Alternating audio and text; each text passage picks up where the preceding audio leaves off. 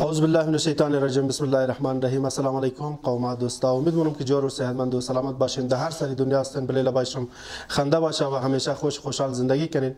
دوستا میتر که از گذشته چندین سال به حیثیت یک جوان که ما علمدار فاوندیشن اسکاوتس گروپ میگردم خدمات زنار میگردم، خصوصا در ماه روزه و میتر دیگه مهینه ها بسیار بهترین جوانه هستم ما بین علمدار فاوندیشن اسکاوتس گروپ که خدمات خوره برای انسانیت دوستی انجام میده و این فرض از ما و شما است که باید موقع از اینا استاد شنم.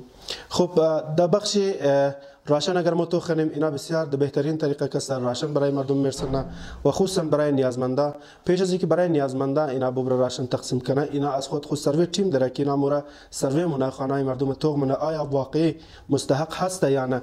اگر واقعی مستحق بودن اینا بلدیزنا راشن میرسونه و میتر از گذشته چندین سال ما خودم شاهد ازی بودم و از بله پیج وایس اف هزاره نیوز هم ما برنامه های از اینا لایو چلندم که شما هم شاید دیده باشین که اینا در ماه مبارک رمضان از اول ماه مبارک رمضان گرفته تا 30 ماه مبارک رمضان اینا افطاری و همیتر کسته بعضی اوقات راشن تقسیم مونه که از گذشته چندین سال اینا کسته امی سلسله دسترخوانی اهل بیت را برقرار اشته و امسال هم اینا تصمیم امیر داره که بلدای برای مستحقین خاندانه کسته بلده زنا در خانه هایش افطاری برسندن. این کدام مستحق خاندانه است قومه باید ما و شما سر خود خلاص کنیم.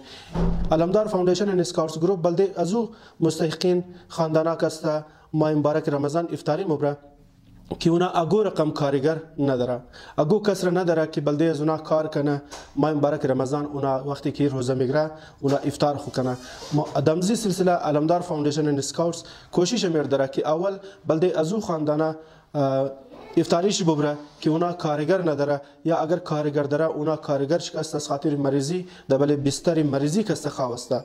دیگه فرضی از تمام از ما و شما است که کد علمدار فاوندیشن اسکاوتس جورو بازوی از اینا جور شده قد از اینا مدد کنیم کمک کنیم. شاید 500 روپیه یا 100 روپیه یا 200 روپیه برای از ما و شما ریزه اماونت باشه، لیکن برای یک اداره خیریه که ما قد از اینا استاد چنین مدد از اینا کنیم بلده اینا بسیار کلان است و خصوصا بلده از او فامیلا کسته بسیار کلان کمک است که اونا افطاری خور نداره، اونا نان شاو خور نداره، چای صبح خوره اونا سه خوردن میتونه. دیگه تمام شم گزارش میرمونم که قد علمدار فاوندیشن اسکاوتس جور بازو جور شده بلده از این معاشره بلده غریبی از این قوم کار کنیم. جور باشین، سلامت باشین.